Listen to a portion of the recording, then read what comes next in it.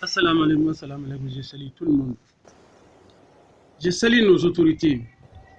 Je leur dis bon courage et je leur dis bon travail. Le travail que vous faites là, on voit tout. On vous remercie. On vous remercie 1000 fois. On vous remercie beaucoup. Nous vous demandons de ne pas oublier la famille des soldats qui sont morts au front. Nous demandons au Tout-Puissant d'avoir pitié de leur âme, que leur corps repose en paix.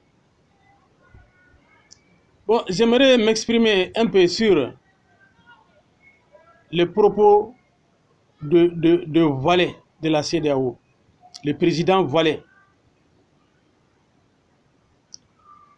Et ils ont dit qu'ils vont mettre une commission sur pied. Une commission qui viendra discuter avec la population du Mali. Par exemple, la société civile, la jeunesse, les femmes et autres. Bon, moi je dirais que ces gens-là, ils ne viennent pas pour nous. Hein. Ils viennent pour leur propre intérêt. Ils viennent pour mélanger notre pays. On ne doit pas accepter qu'ils viennent au Mali, au Burkina et au Niger. Parce qu'on n'a rien à faire avec ces gens-là. On ne peut pas les voir. Tant qu'ils ne changent pas, tant que leur gouvernement ne change pas, on ne veut pas les voir ici, dans ces trois pays-là.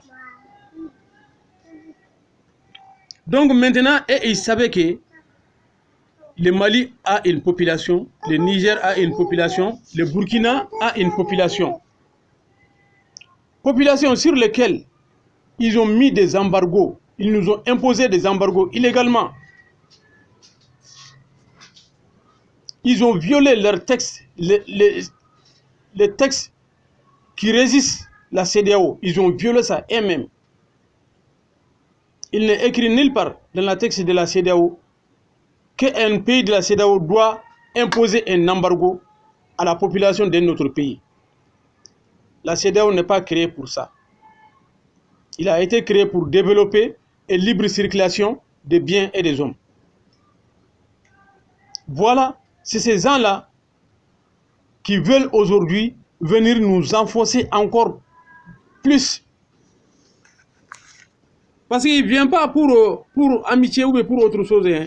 Il vient pour nous enfoncer encore plus profondément. Je crois que ce n'est pas parce que je suis le plus intelligent que je parle de ça. Tout le monde est au courant de ça. Mais quand quelque chose se passe, on a le droit de sortir et de s'exprimer, donner son avis.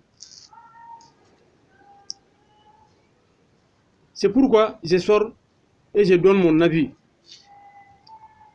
sur cette affaire-là. On ne peut pas le voir.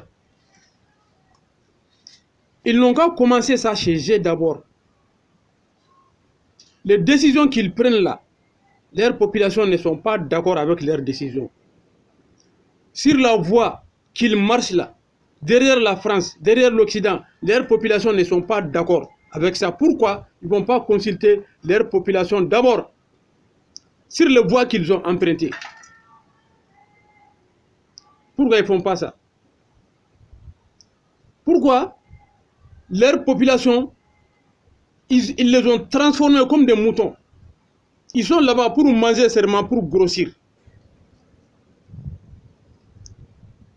Tu n'as même pas le droit de prononcer le nom d'un président de ces pays-là. Si tu dis Macky Sall, tu as un problème. Si tu dis Alassane Ouattara, tu as un problème. Si tu dis Tinubu, tu as un problème. Vous vous dites que vous êtes démocratique. Où est la démocratie? Alors si tu regardes Alassane Ouattara même, il a fait déguerpir des milliers de familles. Tout un quartier, il a rasé tout un quartier.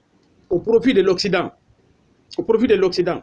Mais personne en Côte d'Ivoire n'ose sortir pour manifester. C'est grave. Quand tu sors pour manifester, tu sais ce qui t'attend. Parce que c'est un criminel. Il tue sa population, il tue ses opposants. Il tue sa population, il tue ses opposants. C'est ça son politique. Bon, ce sont ces gens-là qui vont se réunir pour parler du Mali, du Burkina et du Niger. À notre insu, c'est des insultes. Ce que je conseille aux populations et aux droits coutumiers et aux sociétés civiles de ces trois pays-là, on n'a rien à faire avec la CEDEAO, ça c'est un d'abord. On ne veut pas les recevoir, ça c'est deux d'abord. Troisièmement, s'ils veulent discuter avec une société civile ou bien un droit coutumier chez eux, là-bas, ils n'ont pas commencé ça chez eux là-bas d'abord. Parce que leurs droits coutumiers ne sont pas respectés. Leur société civile n'est pas respectée. Tu vois? Mais ils veulent venir, on n'est pas d'accord. On n'est pas d'accord. On ne veut pas que les autorités leur donnent le droit ou bien leur autorisent à venir parler à notre société civile ou autre. On n'est pas d'accord avec eux. On n'est pas d'accord. On ne veut pas qu'ils viennent au Mali ici pour parler de quoi que ce soit. Ils n'ont pas commencé ça chez eux là-bas. Ils n'ont pas commencé par libérer comment dirais-je, les prisonniers politiques. Ils n'ont pas commencé par nous livrer nos opposants qui sont en Côte d'Ivoire là-bas. Ils n'ont pas commencé par nous libérer ces opposants-là d'abord.